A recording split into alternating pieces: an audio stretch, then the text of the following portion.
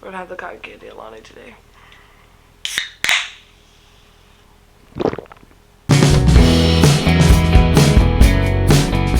Hello daddies, welcome back to my YouTube channel. Today we are doing my March reading wrap up. But I've read a total of 6 books. So my goal this year of 2026 is 75 books. According to Fable, I would have to read 6 books a month to hit my goal. So I did hit 6 books this month, but I wouldn't say it was like a great month for me. Let's just say that. I had 1 5-star read, counting this as a read because I got 85% through. So I'm counting it as a read. 1 DNF, a 1 star if you want to count that, a 2 star, a 3 star, and a 4 star. I literally had the whole list, a 1 star to a 5 star. So this is a great wrap up. I only had 2, what was I gonna say? 2 5-star reads this year so far, and I just feel like that's not great for my reading. I need more 5 stars. But the book I'm currently reading right now, which is Shield Sparrows, I feel like it's gonna be a 5 stars to me. Depending on how that ending goes, I'm fucking pissed. I'll tell you which books I read on Audible, Kindle, paperback. I will let you know. I'm gonna move you closer because I feel like we're so far away and I want to be next to you guys.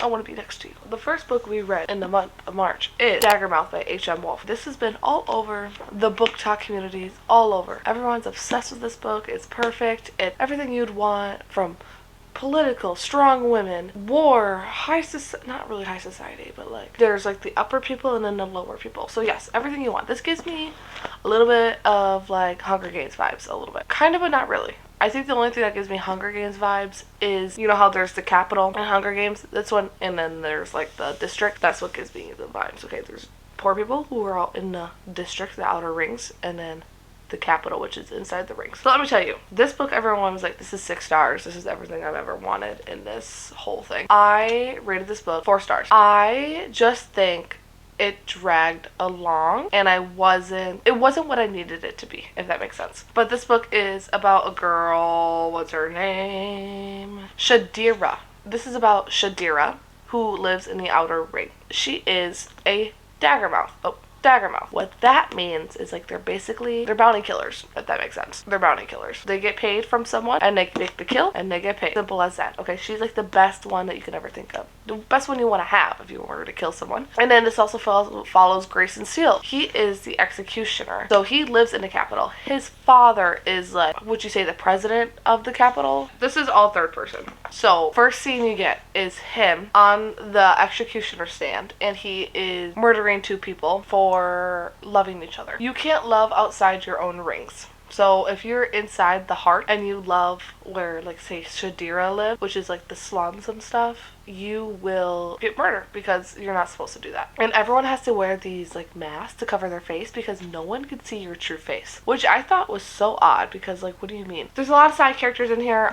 Some of the side characters like was not expecting to like more than the main character. The city is carved into rings of privilege and poverty, ruled by masked elite who will do whatever it takes to hold on to power. Grayson Steele, you also get a scene where he actually helps the boundary side. So he like sneaks supplies outside of the heart and sends them across the way. No one knows who's sending these supplies, but they appreciate it. They have contact, whatever. Shadira, how she plays into this is that she gets this contract to kill Grayson. So she sneaks into the capital. Turns out they are forced into marriage. Grayson Steele and this Shadira girl. The only reason why they are set a forced marriage is because he lowered his mask because he's like, okay, if I'm gonna die, then this is how I want to go. This is a good book. The ending, I was gonna rate this 3 stars, but the ending that happened, like this bumped it up to 4 stars because there were so many like little plot twists that I just did not expect in this, and I just was not expecting some of these characters to be who they say they are, you know? So I had lots of theories. It's very minimal like there is romance, but like there's not any. There's like maybe 1 scene if you're into that. By all means, it's a great book. I read this on my Kindle. Second book is going to be coming out. I don't know what it's going to be called though, but this is the Heart series apparently. Okay, the next book I was reading, this is one of the most anticipated reads of 2026. And in this book I read on Kindle, even though I bought the paperback. This book is In Her Own League by Liz Tomforty, and oh my god, exactly what I needed in this moment because I think I was getting into a slump. It took me a long time to read Daggermouth and I was like, fuck it. You know what we're gonna do? We're gonna read a fun little romance. And you know what's funner than a romance? An age gap romance. And she is the owner of this Major League Baseball team that he coaches. She is a plus size woman and he is this 6'3" buff gnarly man.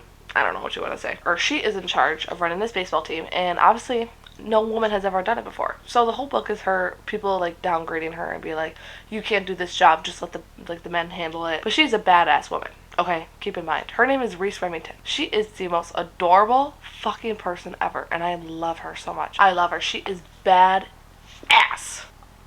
Her grandfather owned this team, so this is why she kind of got like her whole childhood, her whole life, she was been preparing to run this team. But obviously right when she gets there, everyone's like, you're making mistakes. She makes big changes, and everyone's just like, why are we doing this? Like, you don't know what you're talking about. Emmett Montgomery, he is the field manager coach of this team. So this is technically his team, but you know, she's like, this is my field, my blah blah. But it's a sports baseball romance age gap. She's in charge of him. Basically, she is his boss. There's lots of banter, and the scenes in here are just immaculate too. Like, it's everything you would ever want in a baseball woman boss romance. So highly recommend. I rated this one 4 stars. I read this on Kindle, like I said, but this is great. So if you've read the Windy City series, this is like the final book of that series, like tying the whole place together. And you get some of the characters from Windy Cities in this, and it is just the best thing ever, because like if you've read that series, you miss those characters so much, and this is just like the last piece of the puzzle, and it's just fantastic. I highly recommend anyone who wants to pick it up, read it. Like I said, highly recommend. 4 out of 5 stars. Alright, this one was a doozy. This one I made a vlog if you've seen it. I read the Magnolia Parks universe. I could not finish the last book, which is Into the Dark. Don't get me wrong, the series overall I think was like a 3-star series.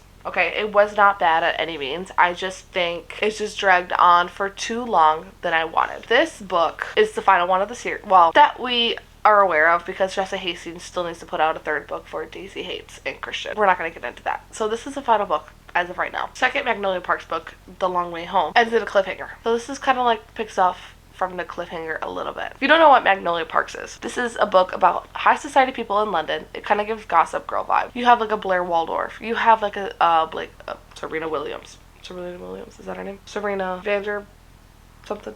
Blake Lively, I don't know her name in that. Serena something. So this book is just fantastic. Okay, if you love Gossip Girl. Okay, I love Gossip Girl, but I just did not jive with the characters. Maybe because I was just so sick of the fighting. So the first book is Magnolia Parks, and it is all just fucking this whole series is toxic communication between couples. Once in a while it's fun. Sometimes you're just like, shut the fuck up and maybe just talk to each other, because this is what the whole fucking point. I'm calm. The first book is about Magnolia and BJ, okay, and their story. So they've been together since they were kids, like always growing up together, no one, and then she finds out one day, well, he tells her, I guess, so that helps, but he tells her that he cheats on her, and that's kind of like the big whole kaboom. So the whole first book is them fighting, them saying that they love each other. He's sleeping with all these women, she's dating with all these men because she wants to get over him, make him jealous. He's doing it to get back at her. And if you like fashion, like if you're into that high fashion, these books are for you, because they mention Miu Miu, Christian Dior, Gucci, all the things. I don't know what half of those are, okay? And they're like, oh, she's wearing a Miu Miu plaid skirt from the blah blah blah collection. I'm like, what the fuck does that even mean? But yeah, this book follows the end of The Long Way Home, which Long Way Home was probably my favorite Magnolia Parks book, and I got to 80% and I just couldn't do it anymore, because I was just like, what? Where is this going? Where is this going in the story? Nothing's really changing. And I'm just like, this is stupid. So I read the back of it, figured out what happened. I'm like, oh, great. I didn't need to fill in the filler with this. Yeah, a DNF'd technically, but I also rated it 1 star because I counted it as a book, because I literally had like maybe this many pages left. Okay, this book. Oh my god. This was my second 5-star of the year, and I'm just so happy I got to read it finally. I mean, I've had the book since it came out, but I was just waiting for the perfect moment, because she is apparently releasing 2 more books this year, claiming 10 and Patrick Feely's book, but this book is Releasing 10 by Chloe Walsh, and holy fucking shit, I love this book with my whole heart. I love all the Boys of Talbot series. I love all the characters. I love the friendships, the found family. I just love everything in it. It is the perfect amount of everything you ever want. But it is a heartbreaking series. So read your trigger warnings, because this is not for the weak. This is not for the weak, people. This book follows Lizzie Young and Hugh Biggs. As I said in the past, I was never a big Lizzie girl. I just didn't like that she always bullied people, how she always bullied Gibbsy, because Gibbsy's like the life of the party. He's like the jokester of the group. This book takes place from when she is, what, 3 years old? Starts from June 12th, 1991 all the way to like 2004. So this is a span of 13 fucking years. 13 years.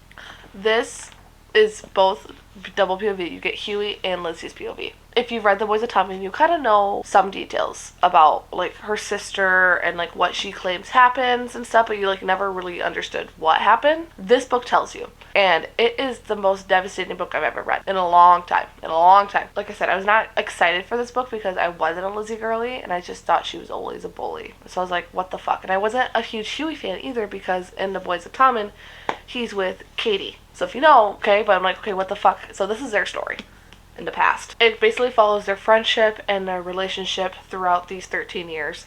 What happens in her home life, what happens in his home life, and you kind of get more of a background on like Gibbsy's parents and his sister. I'm not going to try to spoil anything. And his stepbrother and stuff, and his stepdad. So this book is very traumatizing. And I am putting out a reading vlog next Friday 2 weeks from now. This reading vlog will be out. Read your trigger warning. This is just the best thing ever. Boys of Tommen is a group of teenagers in 2000 Ireland time, and they go to this college, high school, Tommen College, and first 2 books follow famous rugby player Johnny Kavanagh, and it follows Cork teenager named Shannon Lynch. You figure out her story and his story. And then the next 2 are Shannon's brother Joey Lynch and Aoife Malloy. And then Taming 7 is about Gibbsy and Claire. And this one is about Huey and Lizzie. All I have to say, it is traumatic, it is beautiful, it is everything you want in a book. And the dedication is for the survivors. So do with that what you will. Oh, that one I read on Kindle, by the way. The next one I read was, I needed a little fantasy book. I was like, okay, let's get into this. Let's do fantasy. I read A Tongue So Sweet and Deadly by Sophia St. Germain. This is the first book of the Compelling Fate saga. There's 4 books out. I read this one on Kindle, and let's just say it wasn't my favorite book in the world. I rated it 3 stars. I just think it dragged on, and I just feel like there wasn't a lot of characters that I connected with. Who does it follow? I don't even know anymore. See, that's how much I paid attention to the book, you know? Oh, yes, Alessia. This follows a girl named Lessia. She is half fae and half human. She is blood bound to the king, and she was captured by him for so many years, and she got out due to this blood oath. And he is like, you owe me. She didn't think it would ever come. So many years later, he finally calls it in. She has to run in these elections during this time to become, I don't really know what it is, but she has to figure out what's going on between, like, behind the scenes, if this specific person that she is following is causing the king trouble. This is, I think it's a love triangle. There wasn't, so far it's just 2 like main characters, whatever, but I believe it's a love triangle. I think in the second book it follows more of her and this other guy's story. But Alessia has powers where she can like control people and what they do and what they remember. So she's like, you will not remember this, you will just say that we were talking about fruits or something. They're like, okay, sounds good, whatever. That's cool, but no one knows she has that power because any mental fae that can do that are usually killed, I believe. If that's what she said. No, regent. That's what she was running for election. But she has to see this through till the end of the election to get out of the king's clause. So basically she has to follow this through, and then she's free. She never has to do anything for him again. At the end, he kind of like fucks everything up, and she is fucked. Let's just say that. I just didn't connect with the characters. I'm sorry if you like this book. I just did not jive with it at all. This one is just, yeah. I don't think I'm going to read the second one anytime soon, but maybe eventually. No promises. But yeah, that was the end of that one. I rated that one 3 stars. Right? Yeah, 3 stars. And then I read the second book to The Web of Silence duet, which is Little Liar by Lee Rivers. And when I read the first one, I was obsessed with it. I rated it 5 stars. I was just like, this is everything to me. I did audiobook for this one. I didn't like it. I rated it 2 stars. This follows, in the first book, it follows a guy named Malachi and a girl named Olivia. The first book is her POV, I believe. I don't think it's any of his. And then the second, well, I don't know. Maybe both. But mostly Olivia in the first one. But basically, they are both foster siblings, and they end up falling for each other. He is obsessed with her, she is obsessed with him, but he's like more deeply obsessed, and he is nonverbal. He can speak, but he chooses not to due to what happened in his childhood. So the whole time he's sign language, like ASL, and she knows how to speak it, obviously. The whole time he's not verbal, so you just get his thoughts and like what he says with his hands, whatever. But yeah, they fall in love, and he goes to jail, and she is responsible for him going to jail. So later in the book of the first one, you figure out why he goes to jail, and he wants to get revenge on her for sending him to jail. So he stalks her for so long. The second book is his past, and like their love stories, that's what you call it, all the way up to like part 2. So you figure out why he's like that, what happened to his biological parents, why he's obsessed with spiders. It cuts to them in the present time at the end of Little Stranger. Okay, I just think this book was all over the place. I didn't really understand the plot of the second book. I'm just like, where is this going? If you read the Edge of Darkness series, you get a couple characters in there in the Web of Silence duet. Awesome if you love that series. I just didn't understand the plot. I thought they were just annoying. I thought the family was annoying, like the parents. I'm just like, shut the fuck up. I'm sorry. I just can't deal with you. I rated this book 2 stars. It was fine. I still was like, oh, but like I wasn't like obsessed with the characters anymore. Yeah, I read it till 6 books.